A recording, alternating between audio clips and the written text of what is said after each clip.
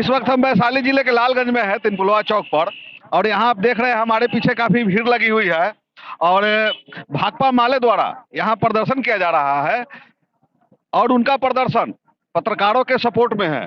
पत्रकार पर आए दिन हमले होते रहते हैं, पत्रकार पर कातिलाना हमले होते हैं, उन पर अभद्र टिप्पणी की जाती है, अभद्र व्यवहार किया जाता है, जिसके खिलाफ वैशाली जिले के डीएम और बिहार राज्य के सरकार से ये लोग मांग कर रहे हैं कि ये सब बंद हो।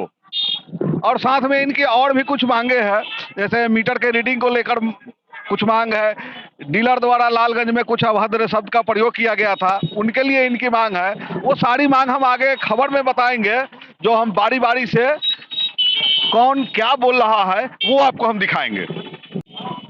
मैं साधना सुमन एरपा की पूर्व सचिव जिलाध्यक्ष।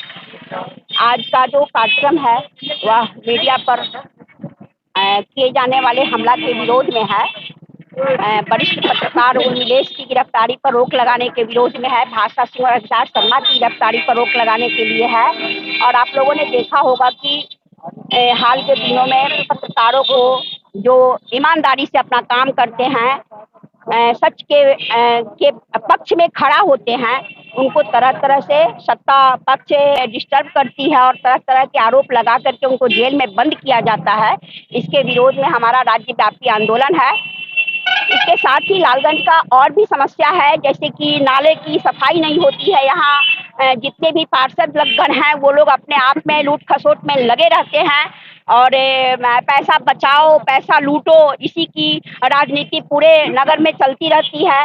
इसके विरोध में भी आवाज है। डेंगू का प्रकोप पूरे राज्य में फैला हुआ है और सरकार कुछ भी कदम नहीं उठा रही है। यहाँ की भी जो शक्ति है वह भी कुछ नहीं कर रही है। नहीं तो डीडीटी पाउडर का छिड़काव हो रहा है, ना नाला की सफाई हो रही है।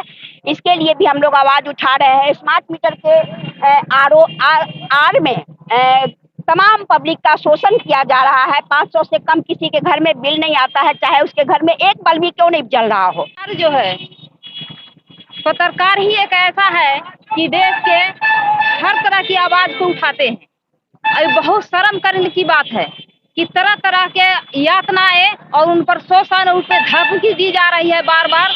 और कई जगह पत्रकार गोली के शिकार भी बनी है। इस बात को हम लोग कतई बर्दाश्त नहीं करें, क्योंकि ये पत्रकार पर हमला होना लोकतंत्र पर हमला होना है, ये संविधान पर हमला होना है। ये बहुत जुर्म हो रही है। जुर्म जो है अत्यंत हो गई, लेकिन हमारी सरकार के कान में जू नहीं रेंग रही है। आखिर क्या बात है? कौन ऐसी मजबूरी है कि सरकार मीडिया वालों पर हमला सहते हुए सुन रहे होंगे? ऐसा तो नहीं है कि उनकी कान में आवाज नहीं जाती होगी, लेकिन कौन ऐसी मजबूरी है कि उन्होंने इंसाफ के कदम नहीं उठाते हैं। ये भाकपा माले पूरे राष्ट्र में ये विरोध मार्च निकाली है पत्रकारों के लिए। हम चाहेंगे कि हमारी पत्रकारों के ऊपर किसी तरह के न्याय मतलब अन्याय नहीं हो, इनको न्याय मिले और इंसाफ मिले। मैं इसके लिए, अगर इंसाफ नहीं मिलता है मीडिया वाले के लिए, पत्रकार के लिए, तो हम इसके लिए और जोरदार आंदोलन करने के लिए पूरा हम लोग तीखा विरोध करते हैं। काट देंगे पत्रकार तो अगर वो उनको काट देंगे तो इसको जिला पदाधिकारी के यहाँ भी हम लोग जो नियमतः धरना प्रदर्शन के माध्यम से उनको हम अवगत कराएंगे।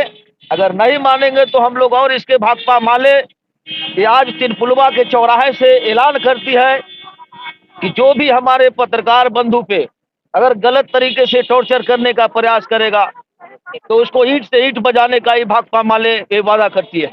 सरकार तो जनता के हक के लिए जाके बात कर रही है ना। राशन जनता का राशन जनता का रखरखाव के लिए सरकार को पैसा मिलता है। हाँ, डीलर अपना कैसे समझ रहे कि हमारा ये संपत्ति है? डीलर इसलिए समझ रहा है कि खाद्य आपूर्ति पदाधिकारी और जो 4-6 जो डीलरों का बीच का जो दलाल है, जिसमें नाम 4 डीलरों का आता है, चंदवारा कन्हैया सिंह, आपको अदीलपुर जो है माधो सिंह, भटारो सुरेश सिंह और एक नित्यानंद सिंह और पंडित किशनपुर बुढ़ा शीतल बकुरर से। ये 4 डीलर जो 4 पिलर बना करके पूरे जनता को लूटने पे आमादा है।